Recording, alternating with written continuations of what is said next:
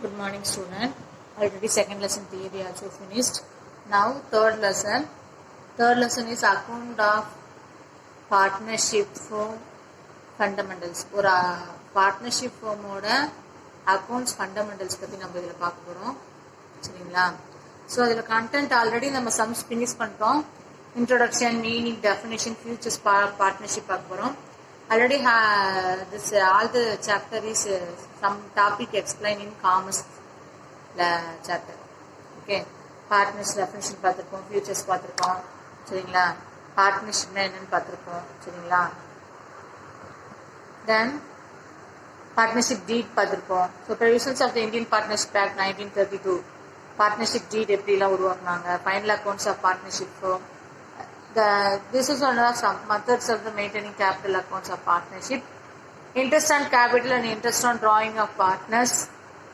Then salary and commissions of partners. Interest on loan from partners. Divisions of profit among the partners. Profit and loss appropriations account. This is one of the some activities. So this chapter only today discuss. Okay. First of all, student activities அப்படின்னு ஒன்று இருக்காரு. அதில் என்ன சொல்கிறாங்க அப்படின்னா, Ramu is a successful ஒரு sole trader, நல்ல ஒரு சோல் ட்ரேடர். அவர் என்ன பண்ணுறாரு, பிஸ்னஸில் ப்ரோக்ரஸில் ஸ்டேயிங் ஃபார் த பாஸ்ட் 10 இயர்ஸாக ஒர்க் பண்ணிட்டு இருக்காரு. ஃபைண்ட் த டிஃபிகல்டிஸ், நிறைய டிஃபிகல்டிஸ் அவர் மெஷர் பண்ணுறாரு மேனேஜிங் த பிஸ்னஸ் எல்லாம். So his friends was join the business like the having equal status of the Ramu has. ஸோ ராமுக்கு ஈக்குவலான ஸ்டேட்டஸ்லாம் இவங்களோட ஃப்ரெண்ட்ஸ் வந்து ஜாயின் பண்ணுறாங்க. So Ramu does not want to give up the ownership of the controlling over the business. ஆனால் ராமு வந்து அதை accept பண்ணல. So Ramu to accept the friends willingness. ஆனால் ராமு என்ன பண்ணுறாரு, அவரோட ஃப்ரெண்ட்ஸை இப்போ அக்செப்ட் பண்ணுறாரு without losing of ownership of the controlling of the business. அப்பயே அவரோட பிஸ்னஸ் வந்து கரெக்டாக ஓனர்ஷிப் கண்ட்ரோலிங்கில் நல்லபடியாக போயிடுச்சு. அப்போ இது என்ன அப்படின்னு சொல்லி பார்த்தோம்னா, this is one of the partnership business. This is one of the partnership business. Okay, so partnership firm is formed of organization where 2 or more persons carry on some activities as base of the agreement among them. ஒரு partnership அப்படிங்கிற organisation அப்படின்னா 2 or more person வந்து join பண்ணி ஒரு ஆர்கனைசேஷன்ல agreement பேஸ்ல ஒரு activity செய்யறாங்க அப்படின்னா that is called one of the partnership. Okay, so the persons who have agreed to carry the partnership business individually called partners. யார் ஒரு பர்சன் வந்து அந்த பிஸ்னஸ் கேரி பண்ணிட்டு போய் அந்த பிஸ்னஸ் பார்ட்னர்ஷிப் பிஸ்னஸை இண்டிவிஜுவலாக கேரி பண்ணி அக்செப்ட் பண்ணுறாங்களோ that person one of the partners. யாரெல்லாம் உள்ளே வராங்களோ அவங்கெல்லாம் பார்ட்னர்ஸ். கலெக்டிவ்லி அதை என்ன ஒரு அந்த ஃபோம் என்னன்னு சொல்லுவாங்கன்னா, அந்த பிஸ்னஸ் என்னன்னு சொல்லுவாங்கன்னா ஃபோம். சரிங்களா? So the name under the business is firm is carried to the called the firm name. அதுக்குன்னு ஒரு நேம் இருக்கும், that is firm name. In this partnership the purpose of many persons join together. நிறைய பேர் join பண்ணிப்பாங்க. Rising த மோர் capital. இதனால என்ன rice ஆகும்னா capital rice ஆகும். சரிங்களா? So full எக்ஸ்பர்டைஸ்டு. ஸோ அது மாதிரி இல்லாமல் என்ன அப்படின்னு சொல்லி பார்த்தோம்னா, ஷேர் ரெஸ்பான்சிபிலிட்டி அண்ட் லைபிலிட்டியும் ஷேர் பண்ணிப்பாங்க. So the overcome the sole proprietorship limitations capital. அவங்களுடைய லிமிடெட் கேபிட்டலுக்கு தான் சோல் ப்ரொப்ரைட்டர்ஷிப் அதை சரி பண்ணுவாங்க. ஸ்மால் சைஸஸ் ஆஃப் பிஸ்னஸ் சரி பண்ணுவாங்க. ஸோ பார்ட்னர்ஷிப் ஃபார்ம்ங்கிறது பார்த்தீங்கன்னா ஃபார்ம் பண்ணுறது எதுக்குன்னா ப்ராஃபிட் அண்ட் லாஸை ஷேர் பண்ணிக்கிறதுக்காக பிஸ்னஸை ஷேரிங் அண்ட் அக்ரிமெண்ட் ரேஷியோவில் ஷேர் பண்ணிப்பாங்க. சரியா? இந்தியன் பார்ட்னர்ஷிப் ஃபார்ம் வந்து பார்த்தீங்கன்னா governed Indian partnership act 1932 underline பண்ணிக்கோ. So registrations of partnership firm not compulsory. ஆனால் பார்ட்னர்ஷிப் ஃபார்ம் வந்து ரெஜிஸ்ட்ரேஷன் பண்ணுங்கிறது கம்பல்சரி கிடையாது. That is one of the optional. If you want means you registered the partnership act 1932 பிரகாரம் register பண்ணிக்கலாம். No need அப்படின்னு நினைச்சா அப்படின்னா நோ நீட், நீ பண்ண தேவையில்லை.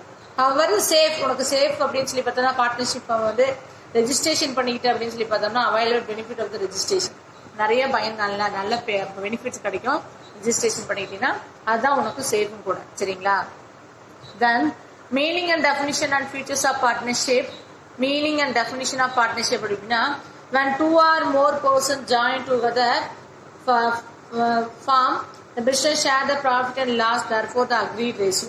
Agreed ratioல 2 or more persons வந்து ஜாயின் பண்ணி அக்ரி ரேஷியோல என்ன பண்ணிப்பாங்க, ப்ராஃபிட்டை ஷேர் பண்ணிப்பாங்க, லாஸையும் ஷேர் பண்ணிப்பாங்க.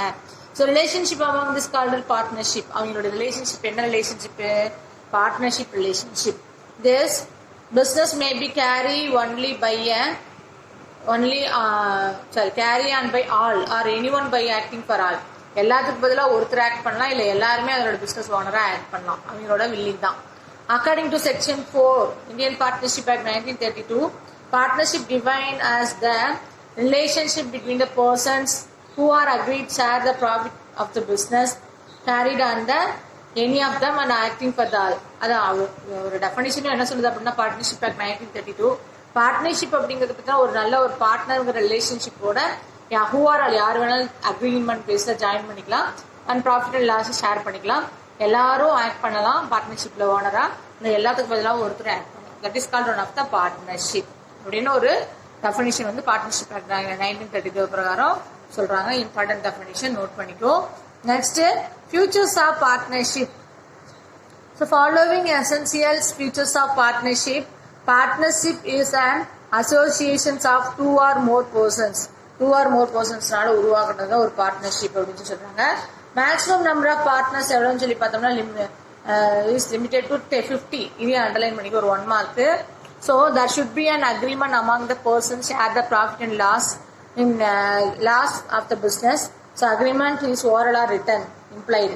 ஸோ ஒரு பிஸ்னஸ்ல அக்ரிமெண்ட் பேஸ்ல ஒரு பர்சன்ஸ் வந்து ப்ராஃபிட் அண்ட் லாஸையும் என்ன பண்ணிக்கிறாங்க அப்படின்னா ஷேர் பண்ணிக்கிறாங்க அப்படின்னா that is one of the partnership.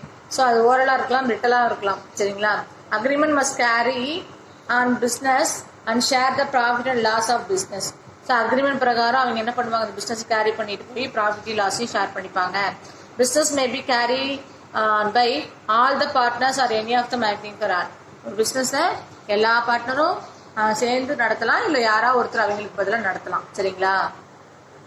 Partnership deed கூட்டாண்மை ஒப்பாவனம்னு சொல்லுவாங்க.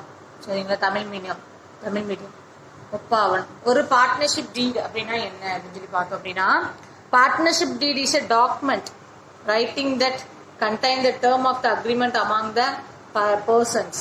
பார்ட்னர்ஸ்குள்ள ஒரு அக்ரிமெண்ட் போகுது இல்லையா, அந்த அக்ரிமெண்ட்டை ஒரு டாக்குமெண்டா எழுதுறது தான் நம்ம பார்ட்னர்ஷிப் டீடுங்கிறோம். It is not a compulsory. இது கம்பல்சரி கிடையாது பார்ட்னர்ஷிப்ல.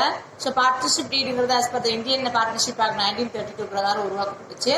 But if the desirables to the having partnership deed is serves as an evidence. இது partnership deed வந்து ஒரு எவிடன்ஸா இருக்கும். நீங்க கம்பெனிக்கான ஒரு எவிடன்ஸ்னு கூட சொல்லலாம்.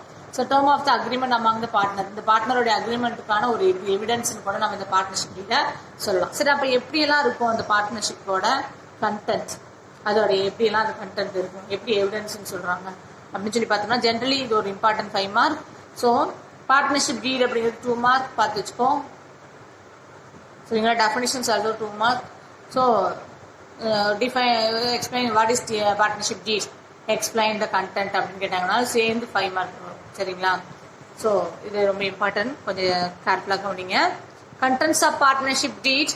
So first of all, generally partnership deed contain the followings: name of the firm and nature of the place of business. அது ஃபர்மோட நேம் என்ன, அந்த நேச்சர் ஆஃப் பிளேஸ், எந்த பிளேஸ்ல அந்த பிஸ்னஸ் இருக்கு அப்படிங்கிறது ஃபர்ஸ்ட் டாபிக்கா இருக்கும். Date of commencement and durations of business, என்னைக்கு அதை ஸ்டார்ட் பண்ணாங்க, எத்தனை நாளைக்கு, எவ்வளோ இயருக்கு அது பார்ட்னர்ஷிப் அக்ரிமெண்ட் போட்டிருக்காங்க. 5 years அக்ரிமெண்ட்டா, 2 years அக்ரிமெண்ட்டா, லைஃப் லாங் டியூரேஷனா அப்படிங்கிறத நம்ம மென்ஷன் பண்ணணும். அடுத்த name and address of all partners, எல்லா பார்ட்னரோட நேமையும் ரைட் பண்ணி அவங்களோட அட்ரஸோட ஃபுல் டீடைல்ஸ் கொடுக்கணும். Capital contribution by each partner, ஒவ்வொரு பார்ட்னரும் எவ்வளோ கேபிட்டல் வந்து அந்த கம்பெனி ஃபர்முக்கு போட்டிருக்காங்க அப்படிங்கிற டீடைல்ஸ் ஃபுல்லாக வேணும். ப்ராஃபிட் ஷேரிங் ரேஷியோ, என்ன ரேஷியோவில் ப்ராஃபிட்டை ஷேர் பண்ணிக்கிறாங்க அப்படிங்கிற டீடைல்ஸ் வேணும். Among of drawing along to each partner, அதே மாதிரி எவ்வளோ வந்து டிராயிங் எடுத்திருக்காங்க, ஏதாச்சும் ஒவ்வொரு பார்ட்னரும் ஏதாவது டிராயிங் தான் எடுக்கிறது, பணம் எடுத்திருக்காங்களா, ஏதாச்சும் பொருள் எடுத்திருக்காங்களா, அந்த பற்றின டீடைல்ஸும் அங்க எடுத்தாங்கன்னா நீட் ஈச் பார்ட்னர்ஸோட details. Rate of interest to be allowed to earn capital, அவங்க போடுற கேபிட்டலுக்கு எவ்வளோ வந்து இன்ட்ரெஸ்ட் அப்படின்னு சொல்லிட்டு அவங்க என்ன பண்ணணுங்க, மென்ஷன் பண்ணணும். Rate of interest of drawing of partners, அது மட்டும் இல்லை அந்த பார்ட்னர்ஸோட டிராயிங்ஸ் எவ்வளவு, அதுக்கான இன்ட்ரெஸ்ட் எவ்வளோங்கிற டீடைல்ஸ் மென்ஷன் பண்ணணும். Rate of interest on loan provide by partners, ஒருவேளை ஒரு பார்ட்னருக்கு லோன் அக்செப்ட் பண்ணியிருக்காரு அப்படின்னா அப்போ அதோடைய ரேட் ஆஃப் இன்ட்ரெஸ்ட் எவ்வளவு, amount of salary allowed any partners, அது மட்டும் இல்லை ஏதாவது சேலரி அலோவ் பண்ணியிருக்காரு அப்படின்னு சொல்லி பார்த்தோம்னா பார்ட்னர்ஸுடைய சேலரி அலோடு ஆயிருக்கு அப்படின்னா எவ்வளோ சேலரி அவங்க ஃபிக்ஸ் பண்ணிக்கிறாங்க. அடுத்து maintaining accounts of audit process, audit ப்ராசஸ்க்காக அவங்க எவ்வளோ அமௌண்ட்டை ஃபிக்ஸ் பண்ணுறாங்க, அக்கௌண்ட்ஸ் எப்படி மெயின்டைன் பண்ணுறாங்க, ஆடிட் ப்ராசஸ்க்காக கொடுக்குறாங்க அப்படின்னா அது பற்றின டீட்டெயில்ஸ். இப்போ அதே மாதிரி procedure of admissions of new partner, ஏதாச்சும் நியூ பார்ட்னர் அட்மிஷன் பண்ணுறாங்க அப்படின்னா அது பற்றின details. Procedure of retirement of partners and settlement of due to the retirement partners, ஒரு பார்ட்னர் ரிட்டையர் ஆகுறாருன்னா அந்த பார்ட்னருக்கான செட்டில்மெண்ட் எவ்வளோ நம்ம இன்னும் செட்டில் பண்ணாமல் வச்சுருக்கோம் அப்படிங்கிற எல்லா டீட்டெயில்ஸும் பார்ட்னர்ஷிப் டீலில் மென்ஷன் பண்ணணும். Method of valuation of goodwill and valuation of assets and liabilities, the time of admission and retirement of the date of the partner. இதில் சம்பளே பார்த்தோம். ஒரு பார்ட்னர் அட்மிஷன் ஆனாலும் ரிட்டையர்மெண்ட் ஆனாலும் நம்ம என்ன பண்ணணுங்க, குட்வில் வேல்யூ பண்ணணும், அசெட்ஸ் அண்ட் லைபிலிட்டி ரீவேல்யூஷன் பண்ணணும். ஸோ இது என்ன மெத்தடில் நம்ம ஃபாலோ பண்ண போகிறோங்கிறது டீட்டெயில்ஸை மென்ஷன் பண்ணியிருக்கணும். Appointed the executors causes to the death of partners, settlement of the day due of the legal case. லீகலாக ஒருத்தர் திடீர்னு இறந்துட்டார் அப்படின்னா அப்போ அவங்களுக்கு எப்படி செட்டில்மெண்ட் பண்ணியிருக்கோம், என்ன மாதிரி டீட்டெயில்ஸுங்கிறத கொடுக்கணும். Settlement of accounts of resolution of the firm, ஒரு ஃபோம் கலைக்கிறாங்க அப்படின்னா எப்படி கலைக்கிறாங்க, அதனால என்ன செட்டில்மெண்ட் கொடுக்குறாங்கிற டீட்டெயில்ஸையும் நாம கொடுக்கணும். You understand for this கான்செப்ட்மா?